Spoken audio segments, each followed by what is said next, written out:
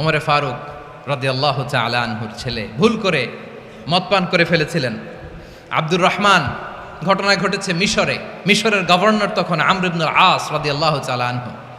আব্দুর রহমানের ভাই যে গভর্নরকে বলল, গভর্নর যদি একটু দয়া করেন, খলিফার ছেলে আমার ভাই আব্দুর রহমান মদ্যপ অবস্থায় ধরা পড়েছে, জনসম্মুখে যদি আপনি বেত্রাঘাত করেন আমাদের প্রেস্টিজ থাকে না, যদি আশীর্বাদ আপনি মারেন আমার কোনো কথা নাই, কিন্তু ঘরের ভেতরে মারেন।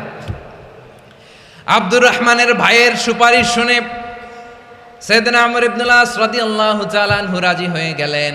ঘরের ভেতরে লোকচক্ষুর আড়ালে আশীর্বাদ তিনি মানলেন।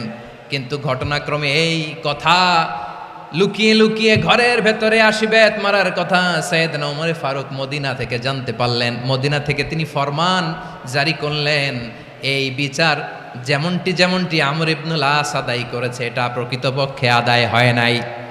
আসো সবাই মদিনায় আসো, আমর ইবনুল আস মদিনায় আসো, আব্দুর রহমানও আসো, সবাই আসো, জনসম্মুখে এই বিচার কার্যকর করতে হবে। সাইয়েদনা ওমর ফারুক মসজিদে নববীর পিলারের মধ্যে নিজের ছেলেকে বাঁধলেন, আবার জনসম্মুখে ৮০টা বেত তার গায়ের মধ্যে মারলেন।